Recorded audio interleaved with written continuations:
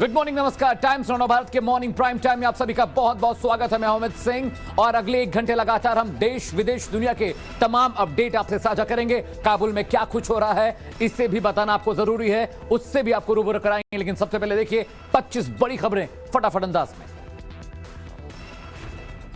छत्तीसगढ़ कांग्रेस में जारी संकट के बीच अगले हफ्ते प्रदेश का दौरा करेंगे राहुल गांधी। सीएम भूपेश बघेल ने राहुल गांधी से दिल्ली में मुलाकात कर दिया छत्तीसगढ़ आने का न्योता।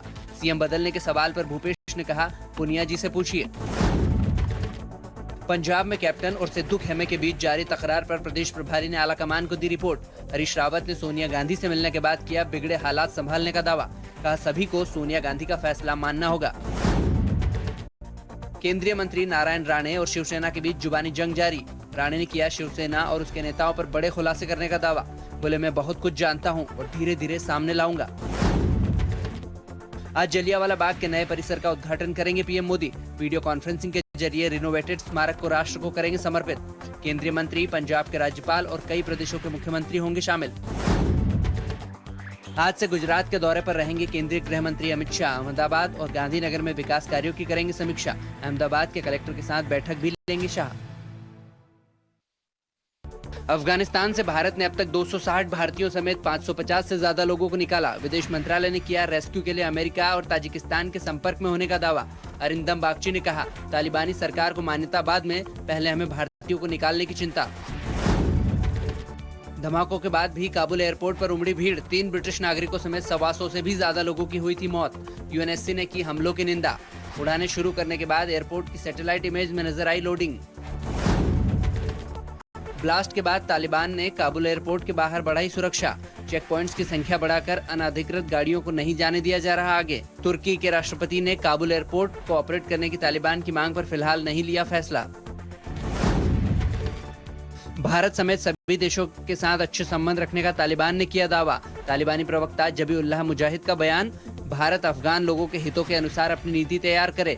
हम भारत को इस क्षेत्र का एक महत्वपूर्ण हिस्सा मानते हैं। पाकिस्तानी सेना के डायरेक्टर जनरल बाबर इफ्तिकार ने भारत के खिलाफ उगला जहर। बोले, भारत ने भर दिया था अफगानी नेताओं के दिमाग में जहर। हम अफगान सैनिकों को देना चाहते थे ट्रेनिंग, लेकिन वो भारत गए।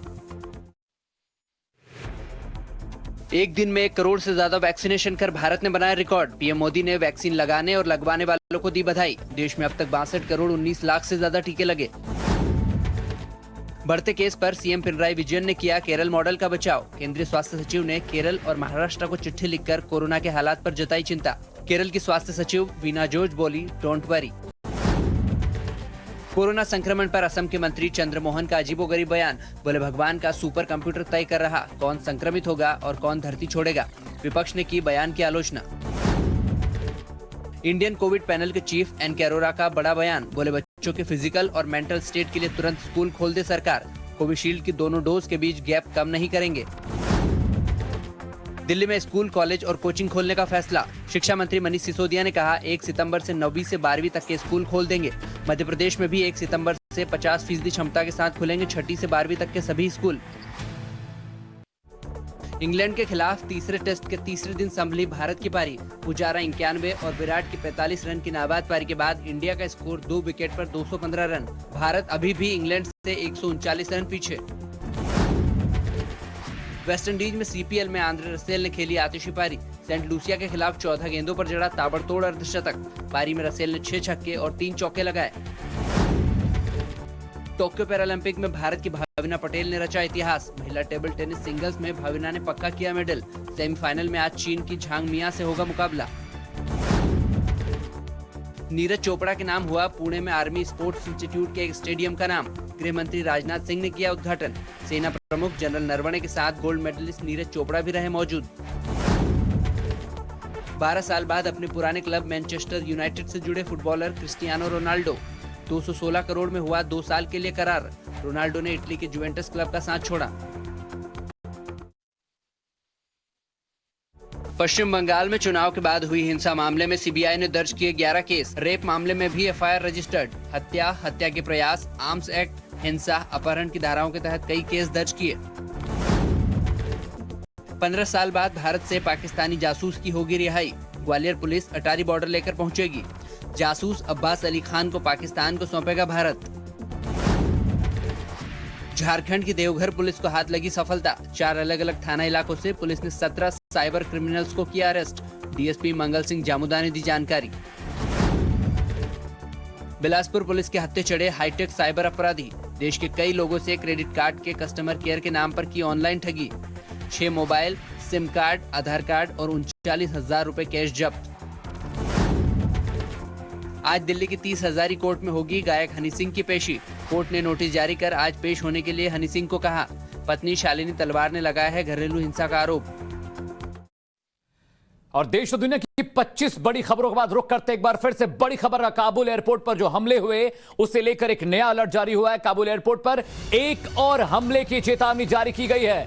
नेशनल सिक्योरिटी टीम ने बाइडेन को यह खबर दी है, यह चेताया है कि काबुल एयरपोर्ट पर एक बार फिर से बड़ा हमला हो सकता है। 7 धमाकों में 150 से ज्यादा लोगों की जान गई थी और 13 यूएस मरीन मारे गए थे। उसके बाद एक बार फिर से सिक्योरिटी एजेंसीज ने एक बार बाइडेन को चेताया है, बताया है कि एक बार फिर से काबुल एयरपोर्ट पर बड़ा धमाका हो सकता है। इससे पहले मैकेंजी जो कि वहां का कार्यभार संभाल रहे हैं अफगानिस्तान को, उन्होंने कहा था कि रॉकेट से फिदाइन हमला हो सकता है। कार बॉम्ब के जरिए भी काबुल एयरपोर्ट पर एक बार फिर से अमरीकियों को निशाना बनाया जा सकता है। इस वक्त की बड़ी खबर आपको बता रहा है, काबुल से आ रही है और बड़ी खबर के मुताबिक यह कि एक बार फिर से आतंकियों के निशाने पर है काबुल एयरपोर्ट। इधर अफगानिस्तान में हालात पहले से नाजुक थे, लेकिन काबुल एयरपोर्ट पर धमाके के बाद कई सवाल उठ खड़े हैं। सवाल यह कि धमाके के बाद अफगानिस्तान में सिचुएशन क्या है, हालात क्या हैं, तालिबान के साथ साथ इस्लामिक स्टेट से कैसे निपटा जाएगा, धमाकों के बाद रेस्क्यू ऑपरेशन का क्या स्टेटस है, और सबसे बड़ा सवाल यह कि अफगानिस्तान में फंसे भारतीयों को कैसे रेस्क्यू किया जा रहा है। इस रिपोर्ट के जरिए इन तमाम सवालों के जवाब तलाशिए और समझने की कोशिश कीजिए कि काबुल में फिलहाल क्या कंडीशंस हैं।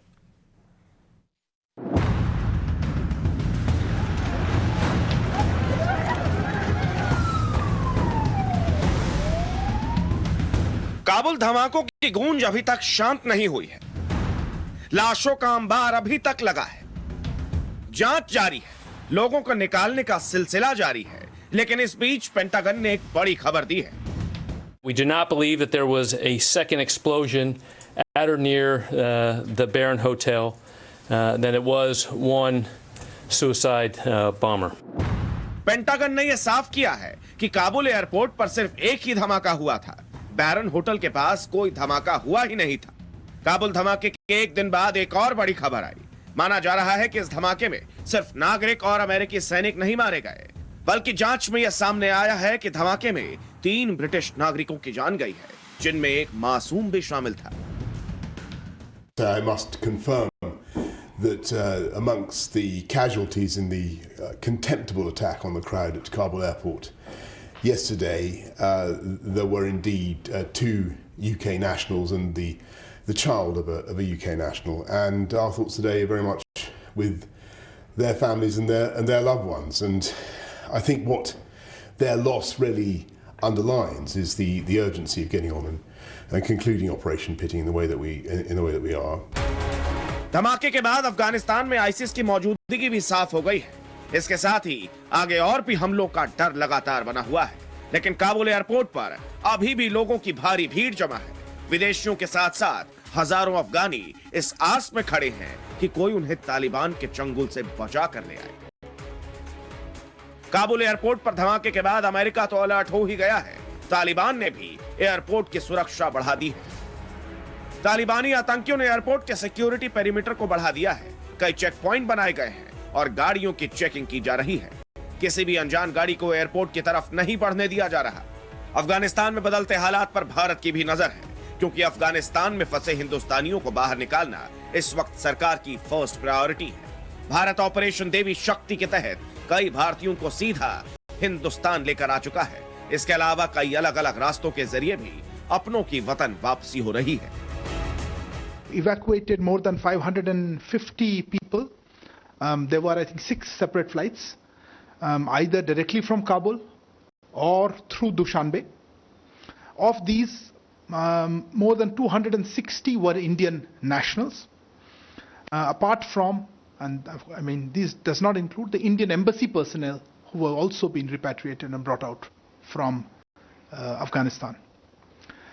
Separately, Government of India also facilitated the evacuation of Indian nationals through other agencies, I mean other countries and partners.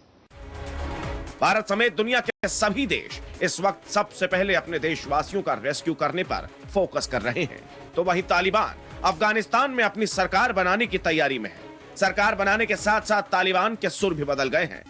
अब भारत को लेकर तालिबान का एक बड़ा बयान आया है। तालिबान के प्रवक्ता जबीउल्लाह मुजाहिद ने एक स्टेटमेंट में कहा है, हम दुनिया के सभी देशों से अच्छे संबंध रखना चाहते हैं, खासकर भारत के साथ, क्योंकि भारत इस इलाके में एक बड़ी शक्ति है। हमें लगता है कि अफगानिस्तान और उसकी जनता की भलाई के लिए भारत अपनी पॉलिसी को नए तरीके से बनाए। अफगानिस्तान में हालात हर दिन बदल रहे हैं, हालात नाजुक हैं। ऐसे में देखना होगा कि आने वाले दिनों में होता क्या है। ब्यूरो रिपोर्ट, टाइम्स नाउ, नव भारत। हालात नाजुक ही नहीं, बेहद खराब है। इधर काबुल ब्लास्ट ने अफगानिस्तान के साथ पूरी दुनिया को थर्रा कर रख दिया। तालिबान के कब्जे में अफगानिस्तान में विस्फोटों ने नए सवाल खड़े कर दिए, क्योंकि दुनिया के कई देशों के लोग यहां अभी भी अफगानिस्तान में फंसे हुए हैं। वहीं दूसरी ओर विस्फोटों की जिम्मेदारी इस्लामिक स्टेट खुरासान ग्रुप ने अपने नाम कर ली है। आईएसआईएस खुरासान ने बाकायदा एक आत्मघाती अब्दुल रहमान अल लागोरी की तस्वीर भी जारी की है, जिसने काबुल एयरपोर्ट पर खुद को उड़ा लिया और 150 से ज्यादा लोगों को मौत का शिकार बनाया।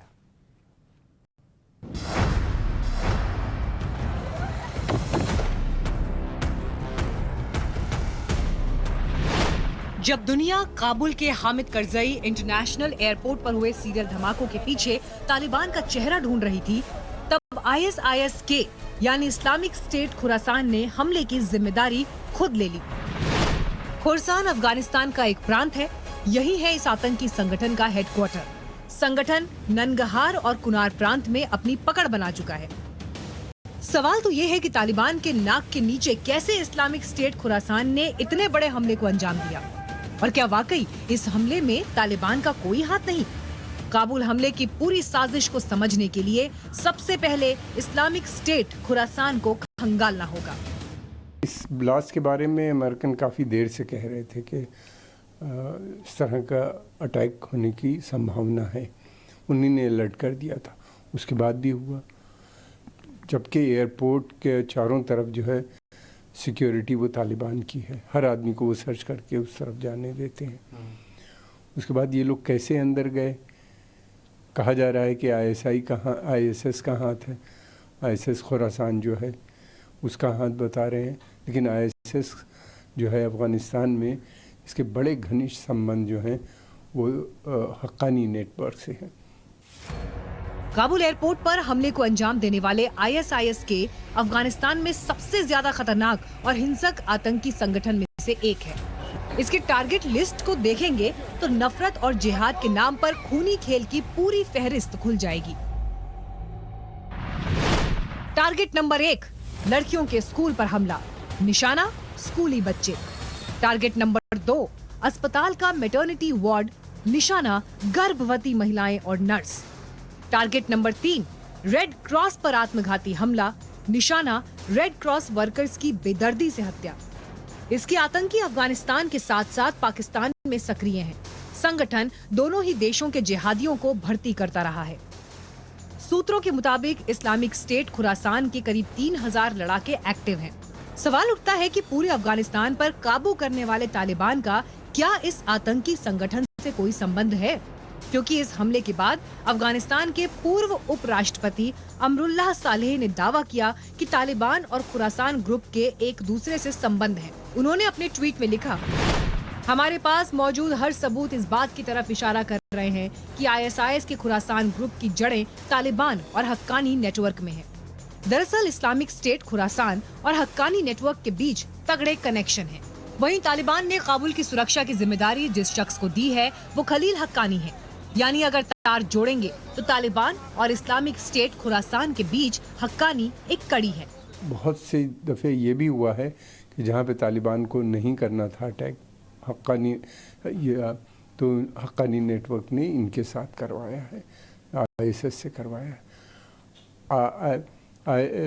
आईएसएस खुरासान जो है वहाँ पे अफगानिस्तान में उसका जो हेड है वो पहले हक्कानी नेटवर्क में था, वहीं से है। ज़्यादातर लड़के जो हैं ISS में अफ़गानिस्तान में जो हैं वो पहले तालिबान में थे। तो ये सब मिले जुले हैं। शक इसलिए भी कि 15 अगस्त को काबुल पर कब्जे के तुरंत बाद जेल से बड़ी संख्या में इस्लामिक स्टेट खुरासान और अलकायदा के आतंकवादियों को छोड़ा गया था।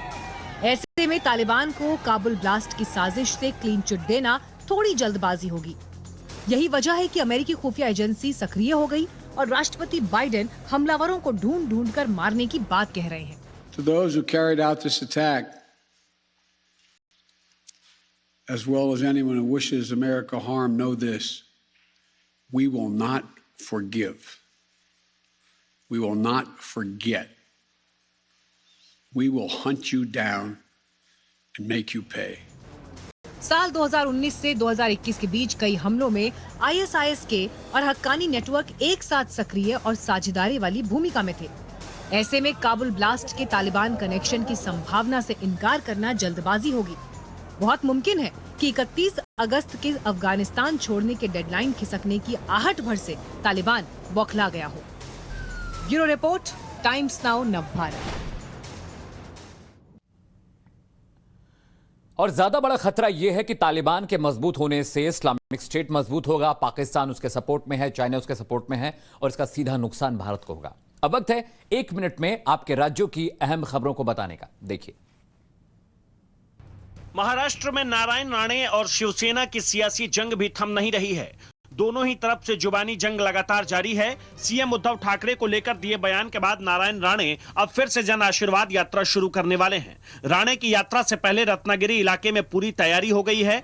इधर नारायण राणे ने शिवसेना को चेतावनी देते हुए कहा है कि उन्हें शिवसेना और उसके नेताओं के बारे में बहुत कुछ मालूम है और वो उन बातों को एक एक करके बाहर लाएंगे। शिवसेना के खिलाफ बोलने के बाद बगैर किसी का नाम लिए उन्होंने कहा कि उन्हें पता है कि किसने भाई की पत्नी के ऊपर तेजाब फेंकने को कहा था। इससे पहले 23 अगस्त को नारायण राणे ने उद्धव ठाकरे के खिलाफ आपत्तिजनक बयान दिया था, जिसके एक दिन बाद ही उनकी गिरफ्तारी हो गई थी। उसके बाद अब राणे जन आशीर्वाद यात्रा पर निकलने वाले हैं। इसे लेकर राणे ने बताया है कि जन आशीर्वाद यात्रा का मकसद केंद्र के काम को जनता तक पहुंचाना है। यात्रा के दौरान हम किसी को पार्टी में ज्वाइन नहीं करवाने जा रहे हैं।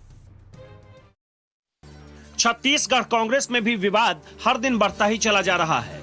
2.5 साल के फॉर्मूले को लेकर भूपेश बघेल और TS सिंहदेव के बीच शुरू हुआ विवाद पहले दिल्ली पहुंचा। इस दौरान दिल्ली में भूपेश बघेल और राहुल गांधी की फिर से मुलाकात हुई है।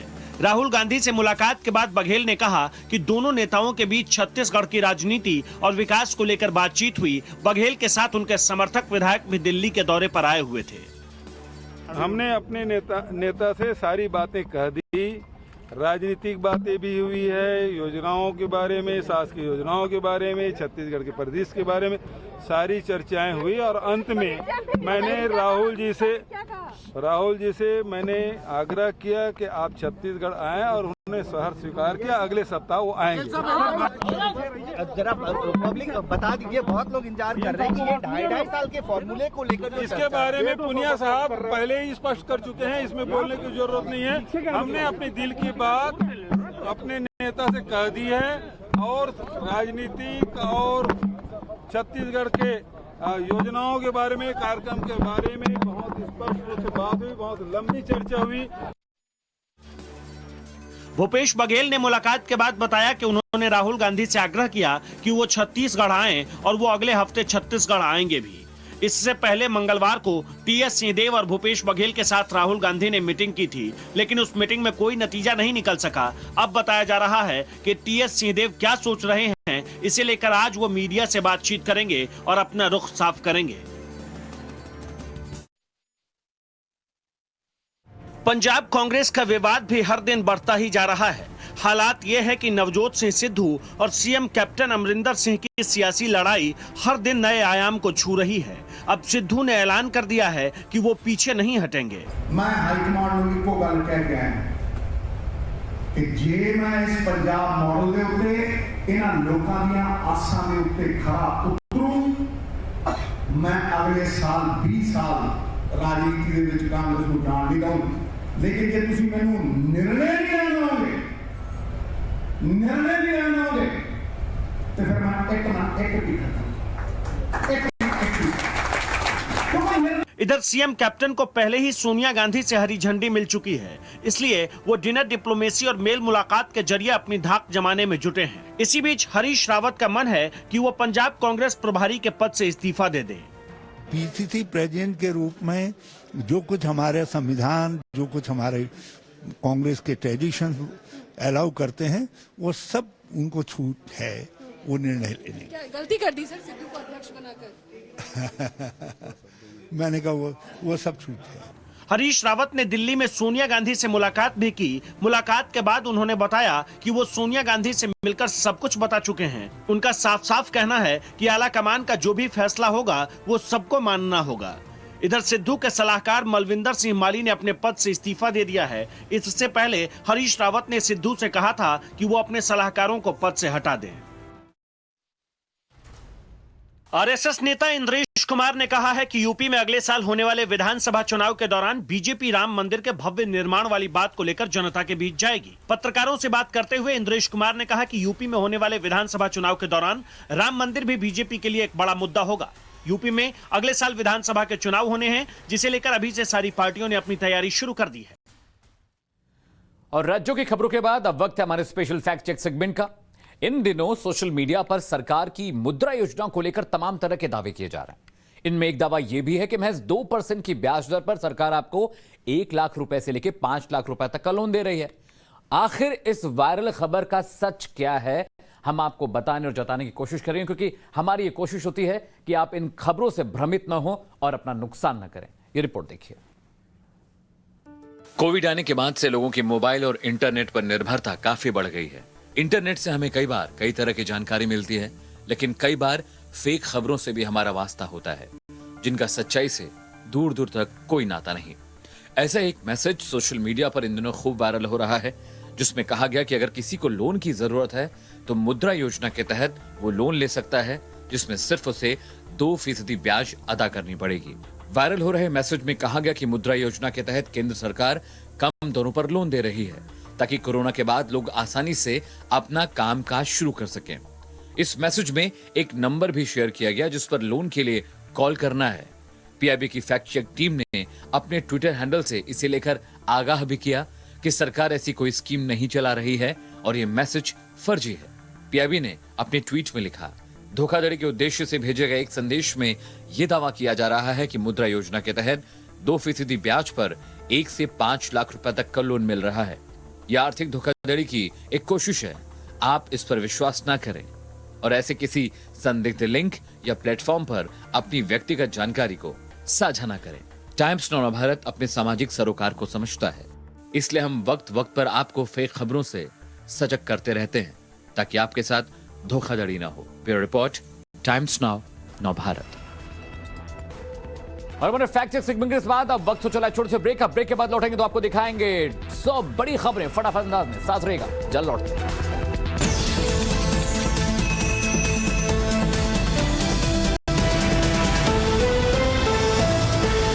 कुछ और अहम और बड़ी खबरों का कांग्रेस का कुनबा संभलता नहीं दिख रहा है। दिल्ली दरबार में कांग्रेस की राज्य सरकारों के टॉप लीडर परेड करते नजर आते हैं, लेकिन समाधान नहीं निकल पाया। पंजाब में सिंधु कैप्टन साहब के लिए एक्टिव विपक्ष की भूमिका निभा रहे हैं, तो छत्तीसगढ़ में बहुमत की सरकार बनाने वाली कांग्रेस मुख्यमंत्री पद पर भूपेश बघेल और टीएस सिंहदेव के बीच समन्वय नहीं बिठा पा रही है। हाल ही में राहुल गांधी अगर टीएस सिंहदेव के समर्थन में बयान देते हैं तो भूपेश बघेल प्रियंका गांधी से फैसला चाहते हैं। ये रिपोर्ट देखिए, समझिए क्या कुछ चल रहा है कांग्रेस के अंदर।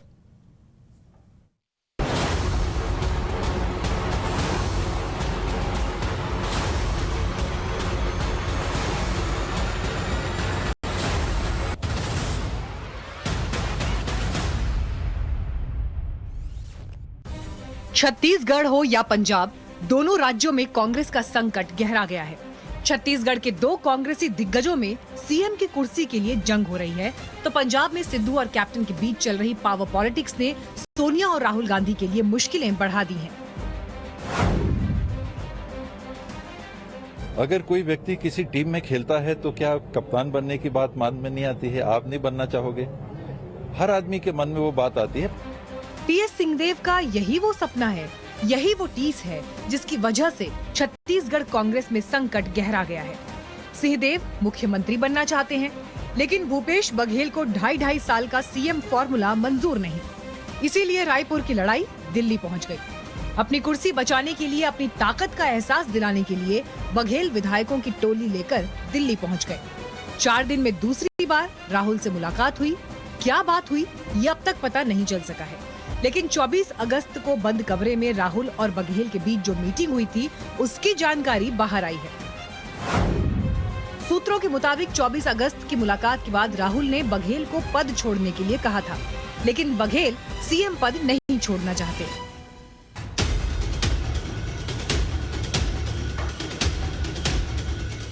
यही वजह है कि उन्होंने अभी तक कुर्सी छोड़ने का ऐलान नहीं किया है। बताया जा रहा है कि 24 अगस्त को जब टीएस सिंहदेव राहुल गांधी से मिले थे तो उन्होंने राहुल को 2.5 साल के फॉर्मूले की याद दिलाई। सिंहदेव ने राहुल गांधी से 2.5 साल के वादे के तहत उनको मुख्यमंत्री बनाने को कहा था। इसी के बाद राहुल चाहते थे कि बघेल खुद मीडिया के सामने पद छोड़ने का ऐलान करे, पर भूपेश बघेल प्रियंका गांधी से मिलने के बाद ही किसी फैसले पर पहुंचना चाहते हैं। अब ये देखना दिलचस्प होगा कि क्या बघेल की कुर्सी प्रियंका गांधी बचाएंगी। क्या कांग्रेस नेतृत्व बघेल के दबाव में आएगा या राहुल गांधी अपना वादा निभाएंगे? इन सवालों के जवाब के लिए फिलहाल इंतजार करना होगा। न तो छत्तीसगढ़ में कांग्रेस का गृह युद्ध खत्म हो रहा है, न ही पंजाब का पावर गेम। सिद्धू और कैप्टन कांग्रेस की लड़ाई नित नए आयाम छू रही है। सिद्धू तो अब ईंट से ईंट बजाने का ऐलान कर रहे हैं। मैं हाईकमांड ਨੂੰ ਇੱਕੋ ਗੱਲ ਕਹਿ ਕੇ ਆਇਆ ਕਿ ਜੇ ਮੈਂ ਇਸ ਪੰਜਾਬ ਮਾਡਲ ਦੇ ਉੱਤੇ ਇਹਨਾਂ ਲੋਕਾਂ ਦੀਆਂ ਆਸਾਂ ਦੇ ਉੱਤੇ ਖਰਾ ਉਤਰੂ ਮੈਂ ਅਗਲੇ ਸਾਲ 20 ਸਾਲ ਰਾਜਨੀਤੀ ਦੇ ਵਿੱਚ ਕਾਂਗਰਸ ਨੂੰ ਜਾਣ ਨਹੀਂ ਦਊਂ। ਲੇਕਿਨ ਜੇ ਤੁਸੀਂ ਮੈਨੂੰ ਨਿਰਣੇ ਨਹੀਂ ਲੈਣ ਦਿਓਗੇ ਤੇ ਫਿਰ ਮੈਂ ਇੱਕ ਨਾ ਇੱਕ ਵੀ ਕਰਾਂਗਾ, ਇੱਕ ਨਾ ਇੱਕ ਵੀ। सिद्धू और उनके सलाहकारों की बयानबाजी ही उन पर भारी पड़ती दिख रही है। इसके संकेत तब मिल गए जब देश विरोधी बयान देने वाले सिद्धू के सलाहकार मलविंदर सिंह मल्ली पर गाज गिर गई। उन्हें इस्तीफा देना पड़ा। मल्ली के बयान से अमरिंदर सिंह समेत कांग्रेस के कई बड़े नेता खफा थे। नवजोत सिंह सिद्धू खुद दूध के धुले नहीं है। जहां तक भारत के विरोधी विचार का सवाल है, खुद नवजोत सिंह सिद्धू जी इस प्रकार के विचार से ओतप्रोत है। ये वही सिद्धू जी हैं जिन्होंने कमर बाजवा को गले से लगाया था और जिन्होंने कहा था जीवे जीवे मेरा यार इमरान खान, जीवे जीवे पाकिस्तान। और आज केवल एडवाइजर के रेजिग्नेशन देने से काम नहीं चलेगा। सिद्धू भी इस पे माफी मांगे और राहुल गांधी जी इस पे जवाब दे।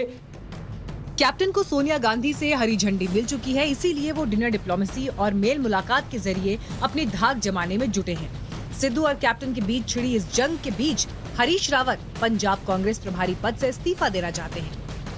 पीसीसी प्रेसिडेंट के रूप में जो कुछ हमारे संविधान, जो कुछ हमारे कांग्रेस के ट्रेडिशन अलाउ करते हैं, वो सब उनको छूट है वो निर्णय लेने। क्या गलती कर दी सर सिद्धू को अध्यक्ष बनाकर? मैंने कहा वो सब छूट है। कांग्रेस के नेता खुलकर भले ही ना कहें, पर अब तक की लड़ाई यही ऐलान कर रही है कि सिद्धू को कमान देकर कांग्रेस ने बड़ी भूल कर दी। अब इस भूल का सुधार कैसे किया जाए, ये कांग्रेस हाईकमान को समझ नहीं आ रहा। पंजाब हो या छत्तीसगढ़, कांग्रेस के घर में जो खींचतान हो रही है, जो घमासान मचा है, वो शुभ संकेत नहीं, खासकर उस कांग्रेस के लिए जो देश की सबसे पुरानी पार्टी है और 2024 में मोदी को रोकने का सपना पाले बैठी है। Ranjeeta Jha, Delhi, Times Now Navbharat. परेशानी का सबब तो है क्योंकि 5-7 महीने बाद यूपी में चुनाव है, फिर तमाम राज्यों में चुनाव। अगर कांग्रेस अपने गृह किले में फंसी रहेगी तो प्रदर्शन क्या ही होगा। तो पंजाब और छत्तीसगढ़ में कांग्रेस का बंटवारा खुलकर सामने आ गया है। छत्तीसगढ़ के सीएम भूपेश बघेल और राहुल गांधी के बीच मैराथन मुलाकात चल रही है, खबर भी आपके पास है। मुलाकात खत्म हुई तो टाइम्स नाउ भारत की रिपोर्टर रंजीता ने बघेल से पूछ लिया कि सीएम को लेकर क्या कुछ फैसला हुआ है। बघेल ने क्या जवाब दिया, रंजीता को ये सुनिए।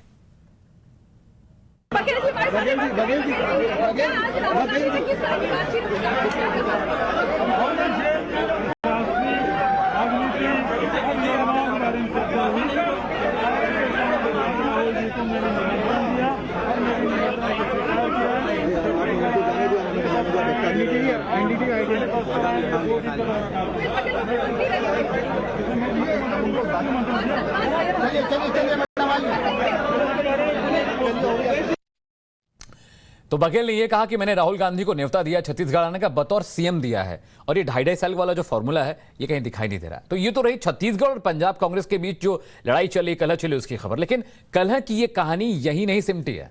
ग्रैंड ओल्ड पार्टी पर पूरे देश में खुद से लड़ रही है। करीब करीब हर राज्य में गुटबाजी चरम पर है। पद और पावर के लिए मारामारी चल रही है। तो सवाल यह है कि क्या 2024 के लिए यही कांग्रेस बीजेपी से जंग करने जा रही है? ये रिपोर्ट भी देख लीजिए। तो लगातार जिस तरह से कांग्रेस अपने ही अंदर अपने ही नेताओं में लड़ाई झगड़ा चल रहा है, हर कोई पद और प्रतिष्ठा के लिए लड़ रहा है, चाहे पंजाब हो, चाहे छत्तीसगढ़ हो, चाहे कर्नाटक हो, चाहे यूपी हो, चाहे बिहार हो, कांग्रेस हर जगह कमजोर होती दिख रही है। तो किस तरह से 2024 में कांग्रेस टक्कर ले पाएगी बाकी राजनीतिक दलों से, ये देखने समझने वाली बात होगी। ये रिपोर्ट हम आपसे साझा करेंगे कुछ देर में, लेकिन अभी हम आपको दिखाते हैं हमारा वायरल वीडियो सीरीज का वो सेगमेंट जिसका आपको इंतजार रहता है। अफगानिस्तान के काबुल से आया एक वीडियो सोशल मीडिया पर खूब वायरल हो रहा है। काबुल एयरपोर्ट पर बीते एक हफ्ते से हालात बहुत खराब हैं। तालिबान के आतंक से बचने के लिए लोग पलायन करने को मजबूर हैं। ऐसी हालत में काबुल एयरपोर्ट के आसपास हजारों लोग खाना और पानी के लिए तरसते दिखाई दे रहे हैं। एयरपोर्ट के बाहर पानी की एक बोतल की कीमत $40 यानी लगभग 3000 रुपए और एक प्लेट चावल की कीमत करीब $100 यानी लगभग 7500 रुपए है। अफगान के काबुल में तालिबान के काबिज होते ही पिछले एक हफ्ते से ज्यादा समय से यहाँ पर अफरा तफरी का माहौल है। तालिबान की हकीकत सारी दुनिया जानती है। विमान पर सवार होने के लिए लोग काबुल एयरपोर्ट की ओर भाग रहे हैं। अमेरिका समेत कई देश भी अपने नागरिकों को सुरक्षित निकालने की कोशिशों में जुटे हैं, मगर ऐसे हजारों लोग हैं जो अफगानिस्तान से निकलने की उम्मीद लगाए हुए हैं। यही वजह है कि काबुल एयरपोर्ट पर लोगों की भीड़ उमड़ रही है। लेकिन एयरपोर्ट पर हुए धमाकों के बाद अब हालात अलग हैं और ज्यादा खतरनाक भी। इन दिनों सोशल मीडिया पर एक व्हेल मछली की नई स्पीसीज को लेकर खूब खबरें वायरल हो रही हैं। ऐसा दावा किया जा रहा है कि ये व्हेल मछली पानी के साथ साथ जमीन पर भी चल सकती थी। दरअसल 43 मिलियन साल पुराना एक जीवाश्म मिला है जिसकी लंबाई करीब 3 मीटर और वजन करीब 600 किलोग्राम है। इस जीवाश्म का नामकरण एंशियंट ग्रीक गॉड एनिबिस के नाम पर रखा गया है, जिसका मतलब होता है मौत का देवता। इस सेमी एक्वेटिक व्हेल केव जीवाश्म वैज्ञानिकों को इजिप्ट में खुदाई के दौरान मिले थे। इस खबर के बाद इस एनिबिस व्हेल की तस्वीर सोशल मीडिया पर खूब वायरल हो रही है।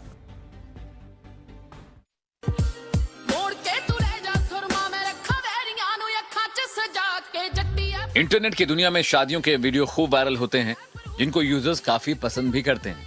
यूं तो आपने दूल्हा दुल्हन के मस्ती मजाक वाले वीडियो जरूर देखे होंगे, लेकिन क्या आपने कभी किसी दूल्हा दुल्हन को शादी के दिन पुशअप करते देखा है? जी हाँ, दुल्हन ने बेहद ही शानदार लहंगा पहना हुआ है, लेकिन स्टेज पर वो पुशअप करने लगती है। हम सब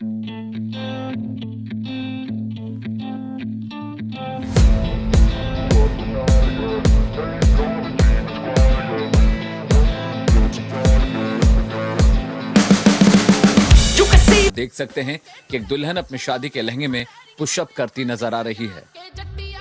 दुल्हन को पुशअप करते हुए देख लोग बेहद हैरान हैं, क्योंकि लहंगा बेहद भारी होता है और उसमें इस तरह की कसरत करना तो बेहद मुश्किल काम है।